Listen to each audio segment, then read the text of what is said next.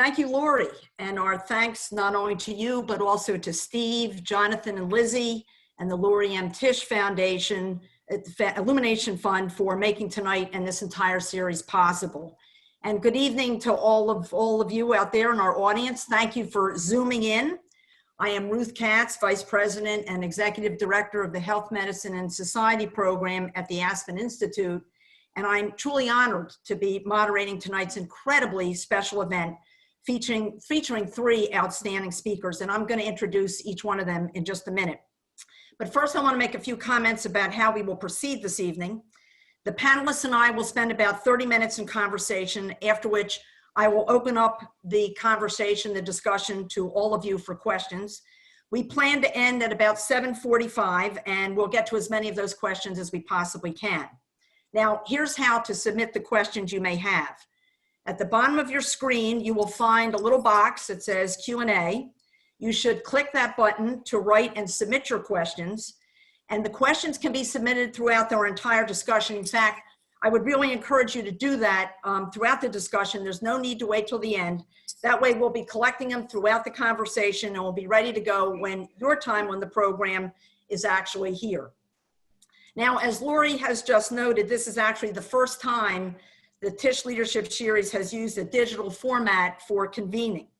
The COVID pandemic has got lots of us, as I'm sure you are aware, operating that way these days. Now, we believe we've mastered the technology, but as I suspect many of you may have already experienced, the technology does not always cooperate.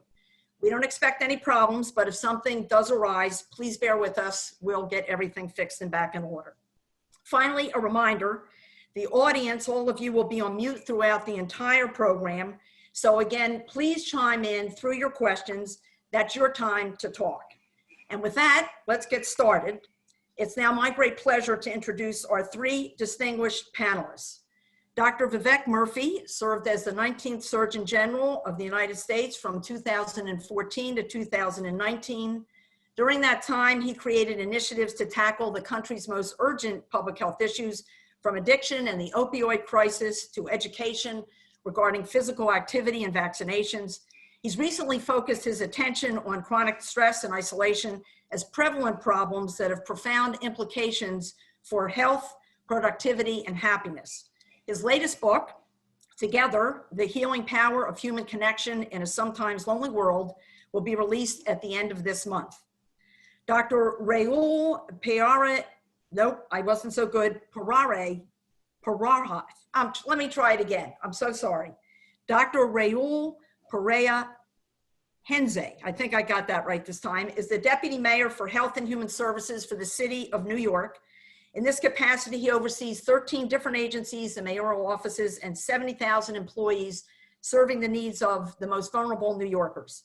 This portfolio includes the departments of health and mental hygiene, social and homeless services, children, aging, and the public hospital system. And Lori Gottlieb is a psychotherapist and New York Times bestselling author of Maybe You Should Talk to Someone, which is being adapted as a television series.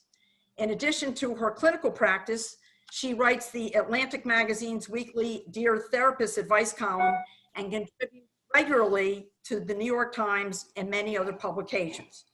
Again, I want to thank the entire panel. You're all very busy people. We appreciate your taking time to be with us this evening.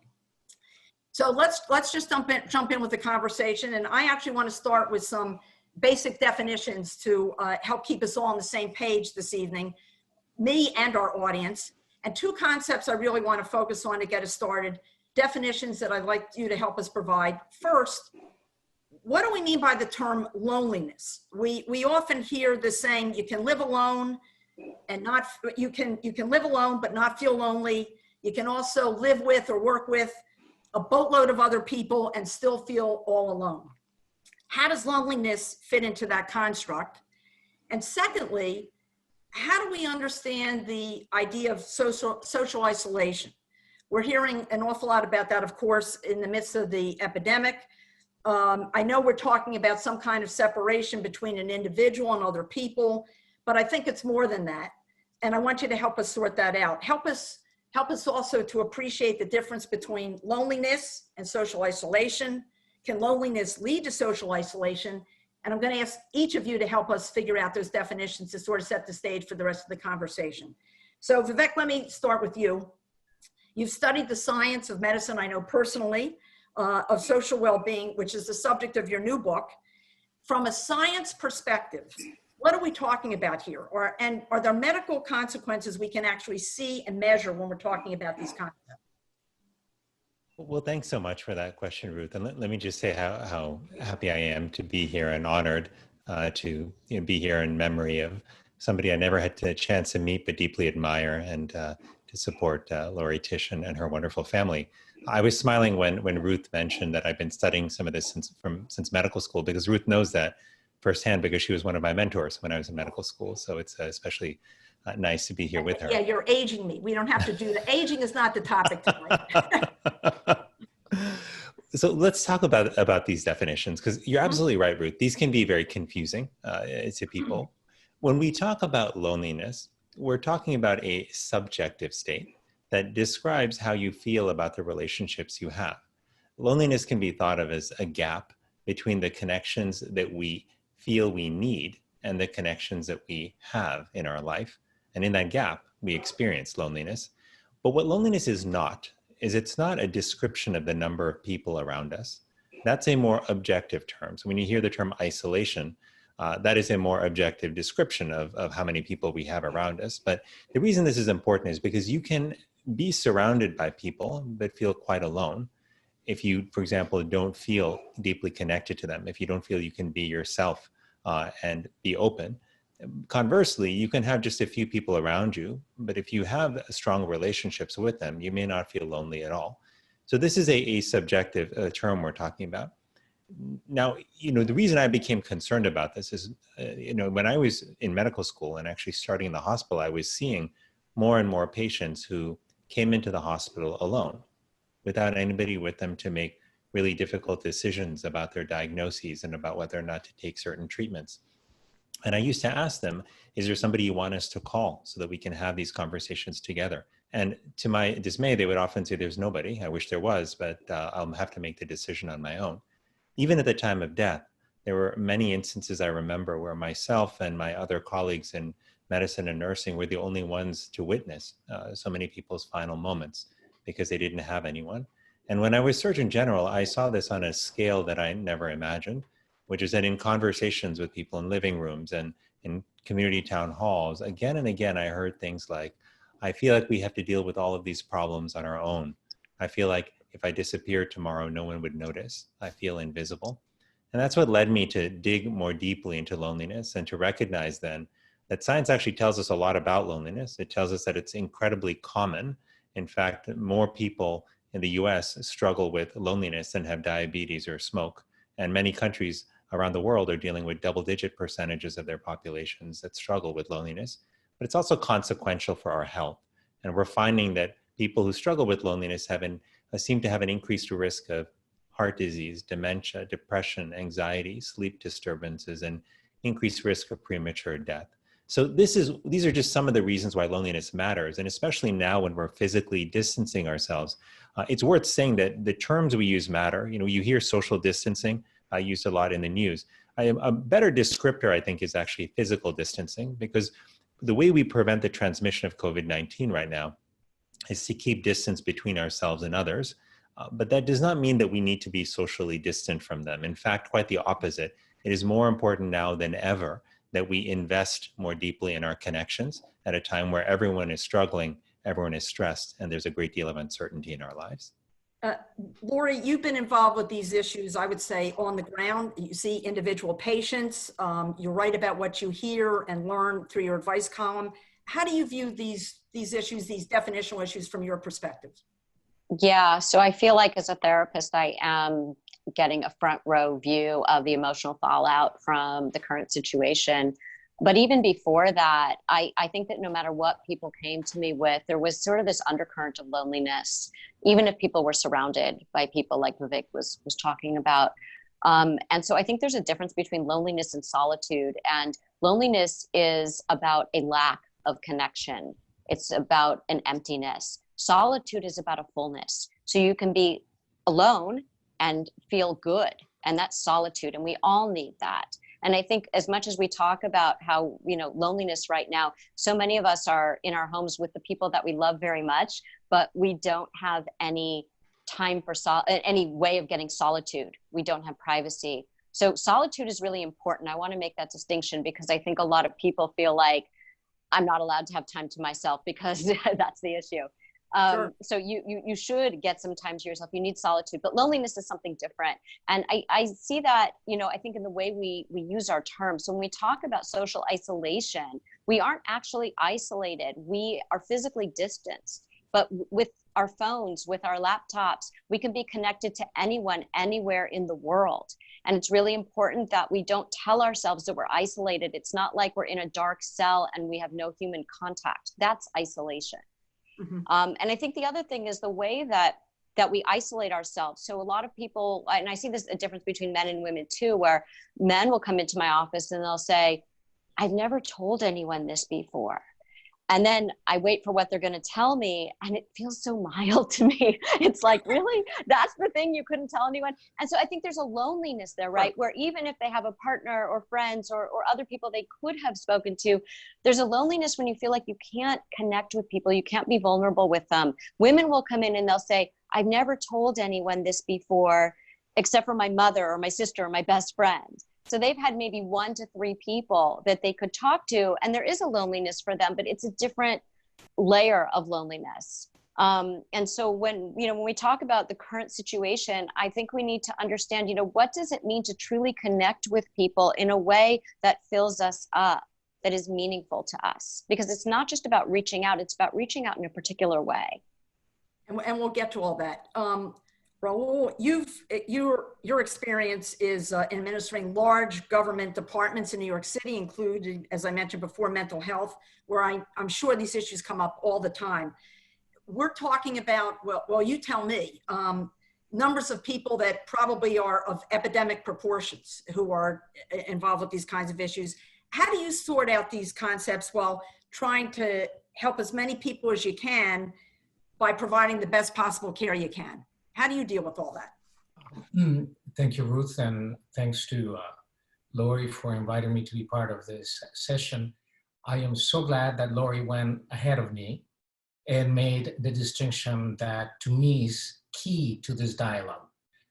And that's the difference between loneliness, which is described as a sense of incompleteness or a sense of emotional pain, and aloneness, which is a sense of completeness that has been described, 1,000 years ago, and Vivek will know this, I hope, in the Upanishads or the Vedas. This is a sense of, I can be with others, but the sense of being, it actually fulfills me. I can be by myself and I still don't feel that I have to have 1,000 people around me. Mm-hmm. I think that when I look into the health department here, the mental health issues of New Yorkers, and before as Assistant Secretary of VA with all the veterans experiencing PTSD, sure. It is actually a very interesting concept that I will have to say, having worked in 145 countries, is somehow America, or I will say probably first world, and developing countries tend to see more of this. I went back and looked at the literature, and one of the things that was surprising to me was to find out some studies that revealed that when we call this an epidemic, if we separate the situation and we look at adolescents, 18 to 22, or people over 50, or people over 75, and we look at who feels lonely, is probably not different that the same cohorts feeling lonely in the 20 years ago or in the 50s. For some reason, there are periods of our lives and cultures in which all of us experience a sense of loneliness and being misunderstood. If we can all remember what it was like to be 18 years old, I think everybody will remember how sometimes the thought in our minds was, nobody understands. Nobody understands. And that makes me feel lonely. Now, for someone like myself, who is an immigrant coming here, I was always trying to find who I could relate to. And I think that sometimes not finding, not so much somebody from my culture, but somebody who had common things with me could make me feel lonely. And I'm sure that anybody who has left his country of origin will feel this. Now, in the current situation with COVID-19, and I know we're going to have a little time to talk about this specifically, I agree with both Vivek and Laurie. Social isolation is physical distancing, which is very different than social isolation. I think technology and other factors in being in a society that is not age-friendly, you know, you particularly turn 50 or 60 and you become little by little invisible. In that generates that sense of loneliness. And you have to find more substantial and fewer relationships. And I think most of us, as we get older, we kind of realize what friends really matter and what acquaintances really mean. And at a time of this crisis, I think we all have retrenched in that support network of people who really mean a lot to us.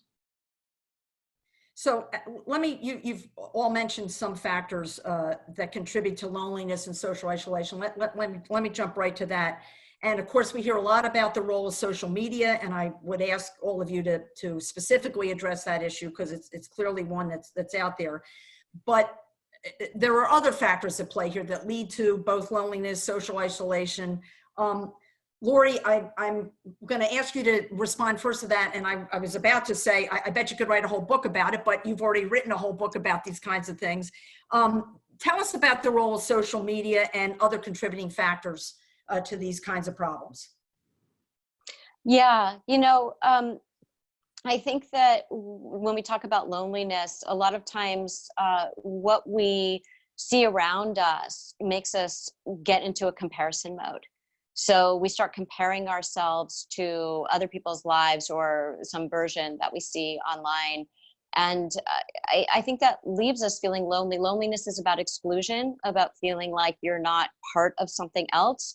And social media has a tendency to do that. There's a lot of good that social media does as well. But I also think that, what we're missing right now, what we're experiencing right now in the middle of COVID-19 is there is something about physically being in the same space with other people that we can't get on social media or even on these Zoom calls. When I remember when I was doing my internship to become a therapist, one of my clinical supervisors said that doing Skype therapy is like doing therapy with a condom on, because it's like, it's not the same kind of intimacy of physically being present with somebody else.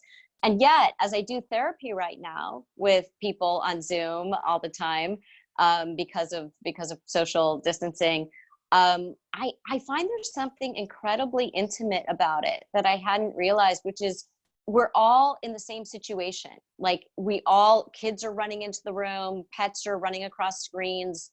People are trying to find a private place to talk to their therapist. So they're like in a closet or in their car or sitting on a toilet seat, in the bathroom. And I think there's that feeling of, wow, we are, this parallel kind of challenge that we're going through. So I think that in some ways right now, unlike in what we now call normal times, that screens are really helping us to stay connected in a way that maybe, we talk a lot about what doesn't work about social media and about being on screens. But I think right now there are a lot of ways that screens can help us feel less lonely and more connected to one another, because we go into people's homes in a different way. We're seeing aspects of their lives that your coworkers, maybe you never knew what their family members looked like. You didn't know like what they had on their nightstand. And I think that's something that makes us feel like we're all in this together. But but I think all of you commented that loneliness and social isolation, I'm now putting in quotes because already you've got me thinking we need a better term. Those issues were around before COVID-19. They're not brand new. So are there other factors that have been at play that have led to this epidemic of loneliness? Vivek, Raul, what other factors should we be thinking about here? Either one of you jump in. Go ahead, Raul. I think that Laurie is actually pointing at a couple of things that is worth really emphasizing. One is that social media can be a tool, good or bad. It really depends on how we use it, regardless of age. I think for somebody who's in their 70s or 80s to be able to talk to their grandkids using technology, it must be very difficult, but at the same time, exhilarating, because now they don't feel completely disconnected if they're in different cities. So I think that it has a tremendous value. I agree with that. I think what I keep seeing in seniors now through all this COVID-19, very affected by this, I think is, again, how we create the systems of support. If they go to a senior center and they're used to seeing their friends every day, and now they cannot be in the most vulnerable population, that the last thing we want is for them to catch something. It will be like wildfire. And it has indeed, in some cases in nursing homes, really had a devastating effect. But we're trying very intently to give them those services for people to come by, for people to call, check on them, and deliver their meals, and really make them feel that they're not completely disconnected. Now, I can also tell you, I've heard a lot from the chancellor about how the children feel completely displaced, anxious, depressed, because they're not used to being at home. And while learning at home is a new thing and distracts them and really puts their energy, boundless energy, I will say, to good use, their parents are also adjusting to living as a family. And sometimes we're not equipped to really spend 24/7 with the entire family. So I think those two factors are very important from my perspective. Vivek, you want to add anything there? Yeah, no, I just so many great points that Laurie and Raul raised. A couple of things I would just add on technology, and then one thought on culture. Mm-hmm. When it comes to technology, I think that, as both of them said, tech is a tool. The question is, how are we using it? My worry is that the way in which we're using so much of technology now, particularly social media, I'm worried that it's actually being used to the detriment of our relationships. There's a culture of comparison that Laurie mentioned that gets accelerated on social media. And there's also the way in which our use of technology and just even the sheer number of hours that we're finding kids in particular spend on screens can edge out in-person interaction. But what I also worry about is the dilution effect. When we use technology and allow it to intrude into our in-person conversations or even into our phone conversations when we're catching up with people we love, that can actually dilute the quality of the interaction. And if you think about it, how many of us have had the experience of catching up with a friend while we're also checking our email or scrolling through our social media feed or Googling something that came, to mind? I've done this before. I'm not proud of it, but I've done it before. And it's a constant effort to try to focus when I'm talking to somebody. So in those ways, I actually think that social media can have a detrimental impact if we're not careful. But there's a cultural piece here that I worry is actually potentially even bigger than the role of technology. And I think in there's so many elements of modern day culture which are extraordinarily positive and have allowed us to accept a much wider swath of people in terms of their backgrounds and their orientations than we perhaps did 50, 60, 70 years ago. But one of the things I worry about with modern culture is that there's a sort of, I'd say, unspoken definition of what success is, which I think is problematic. When we define success, we usually define it as your ability to acquire one of three things: wealth, power, or reputation. And so if I've achieved a high position in a company as a CEO or as a manager, then I'm successful. If I've made a lot of money, I'm successful. If I've become famous, I'm successful. That's how the media describes us. That's how people talk about us. But the reality is that we probably all look at our circle of friends and know people who have achieved in those three areas, and maybe even in all three of them, and yet are not happy. And there's something, I think, wrong about the way in which we're defining success, and we're equating success with meaning, right, and with self-worth. So if I haven't achieved these things and I somehow feel like I'm less than, I'm not good enough in some way. And finally, the reason this is so critical is because it turns out, and one of the things I learned when I was writing this book and listening to the stories of people all across the world, was that our ability to connect with other people is dependent on our ability to connect deeply with ourselves. And that means having a sense that we matter, that we have worth, that we have value to add to the world. And if instead we are chasing other ideals because we feel we're not enough, if the messages we're receiving are that we're not thin enough, good looking enough, smart enough, rich enough, popular enough, then what happens over time is that we become increasingly preoccupied with not being enough. And we find ourselves striving to be somebody that we're not in our interactions with other people, whether it's in person or online. And so I think when we think about loneliness and what's driving it, there are multiple factors at play, cultural factors. There's how we use technology. There's a mobility that we enjoy, which is so wonderful, that can take us away from communities that we know. And addressing loneliness and instead returning to a society that is grounded in human connection, I think requires us to re-examine how we define success and how we think about self-worth. That for another time, another topic, how to define success. That's a whole nother conversation. Let me, because I want to get to questions from our audience, but I want to do a lightning round last question for each of you. And that is, I want to ask you from your vantage point, and I think you've all come at this, this whole conversation from different perspectives. From your vantage point, in just a sentence or two, what is the number one thing you would recommend to, and there are two parts, to individuals to combat loneliness and isolation, social isolation, especially in this terribly challenging time? And secondly, what would you recommend to communities to help them protect their citizens from loneliness and social isolation, and to help keep their populations resilient and strong? Real fast, couple sentences for each one. Who wants to go first? I'll go. Go, Lori. You know, as we were talking about this, and I think everybody's made some really great points. I was thinking about, I wrote about this patient in my book who was telling me about an interaction that she had with a boyfriend, and she was going like this in the session.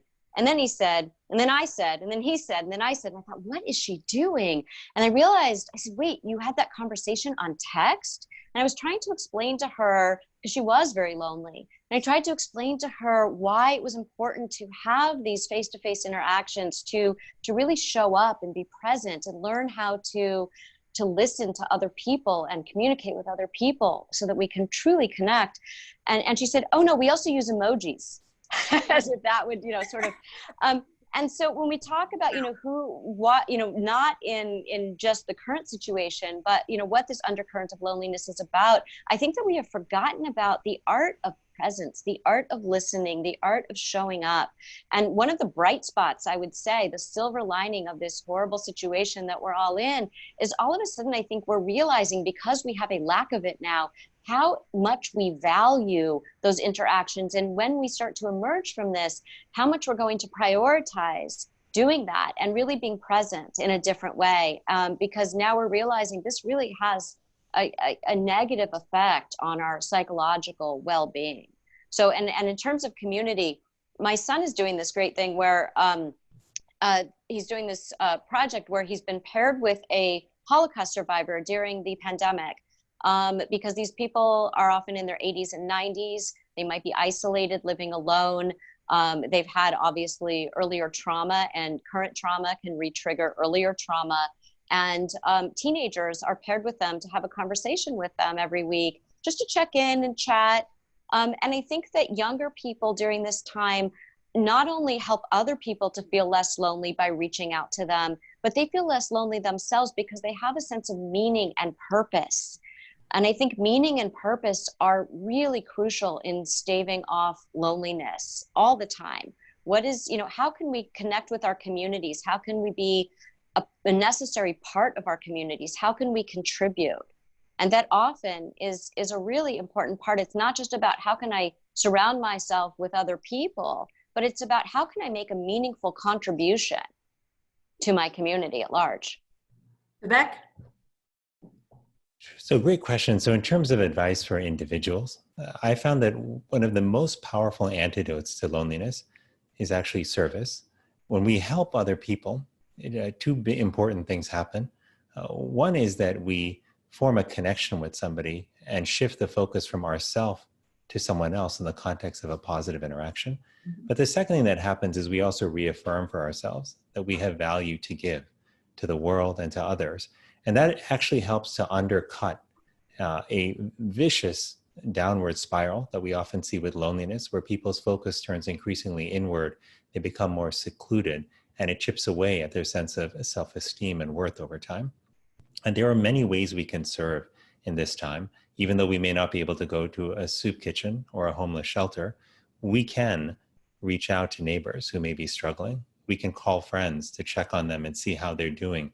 In this time when all of us are struggling in some way, we can drop food off to a work colleague who might be struggling to watch their kids and also telework at the same time. And for communities, I would say if I was the manager, of a city, if I was the mayor of a town or the governor of a state or the president of the United States, I would ask the question, what would a people-centered society do when it came to shaping our policies and our programs?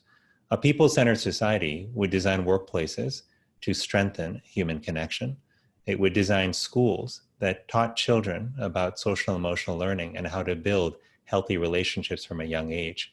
It would recognize that creating opportunities for people to come together in public spaces and get to know each other is actually extraordinarily valuable, because it is when we build a relationship that we're able to listen to one another.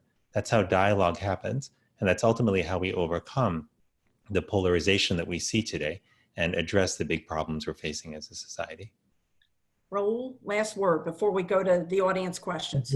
Truly, one or two sentences as you directed.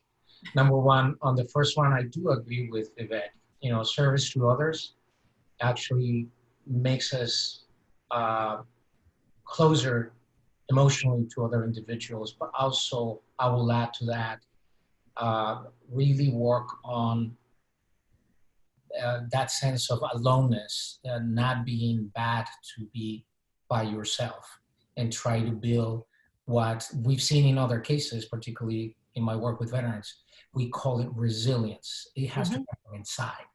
It is not something that you can buy at a supermarket or package as the new fad or program. It has to come from inside, and you have to do the work.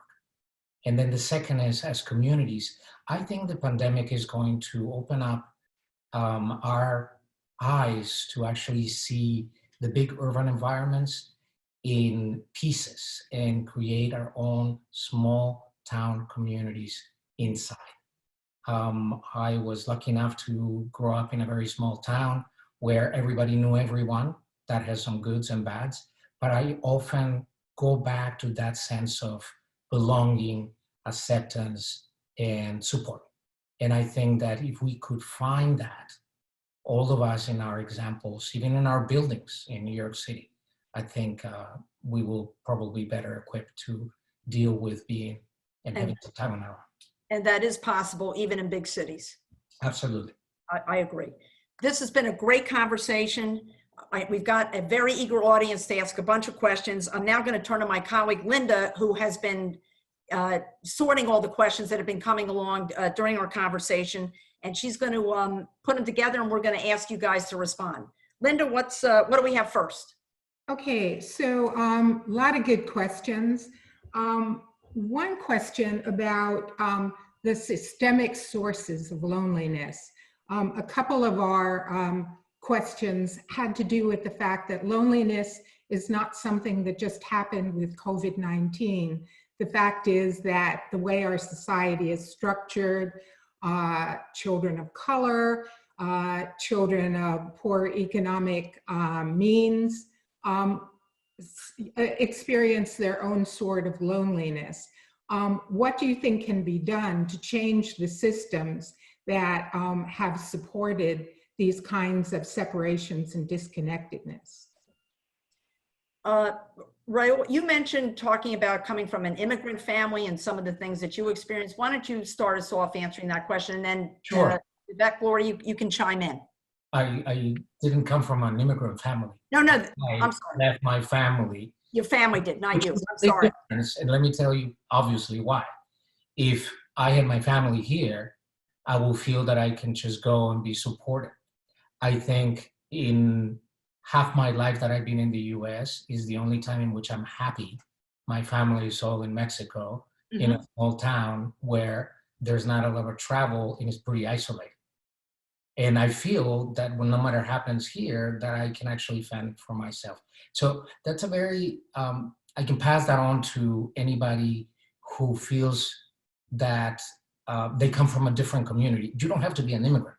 You have to be from another city. I mean, one of the most wonderful things in America is that we have such a society that moves about so much that it brings in a lot of diversity across different states, different cities and all that. But at the same time, it leaves a lot of people.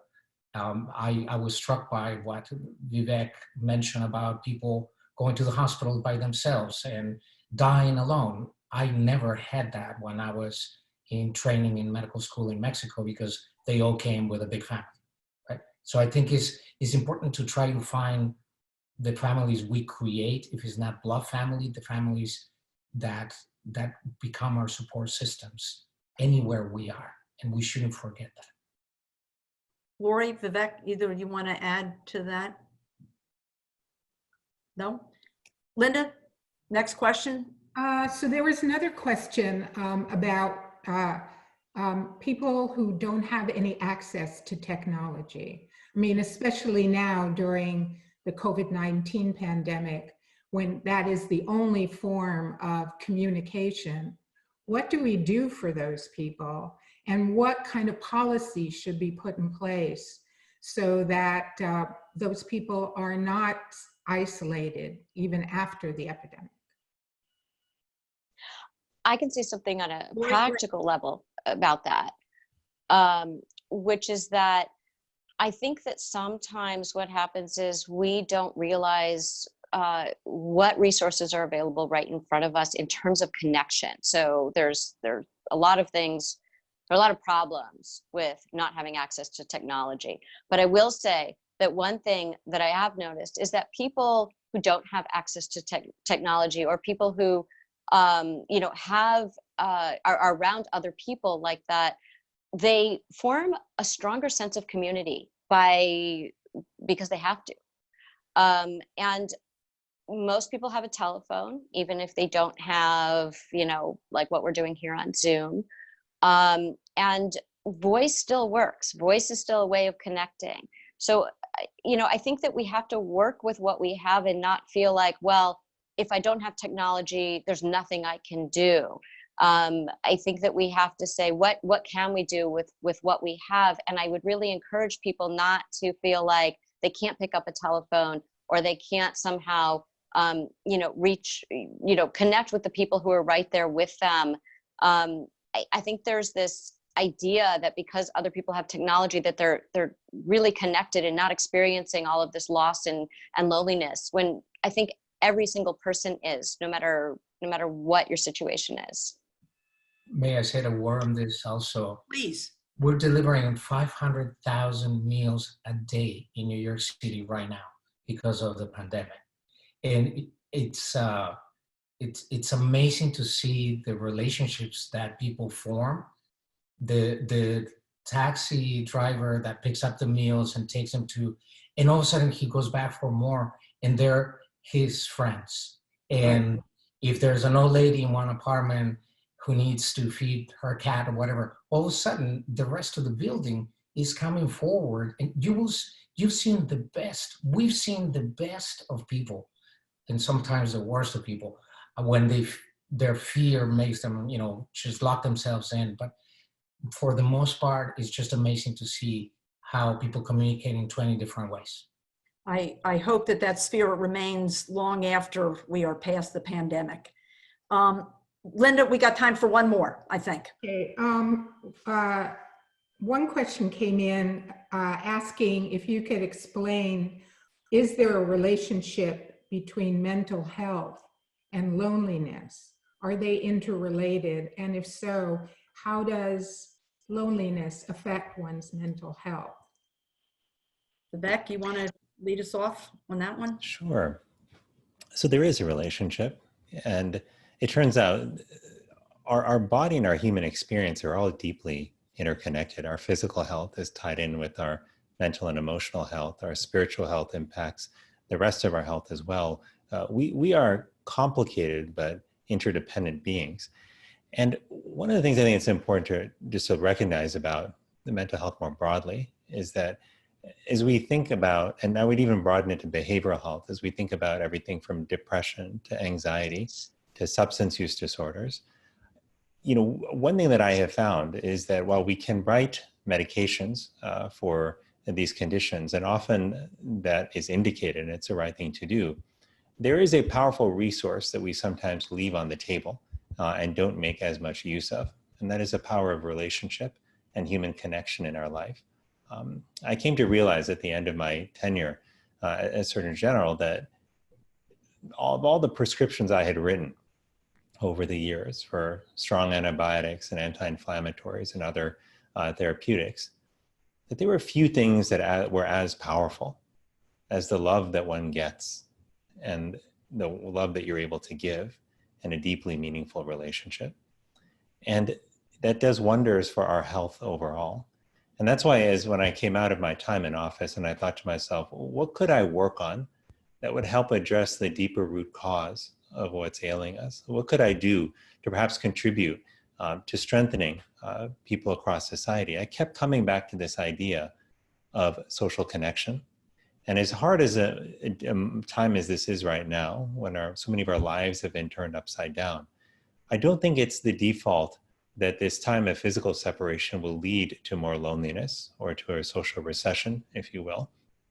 I think, in fact, we have the choice right now and the power in our hands to use this moment to strengthen our connection with others, to recommit to relationships, and to do what has become for me a flagship credo, having written this book, which is to put people first.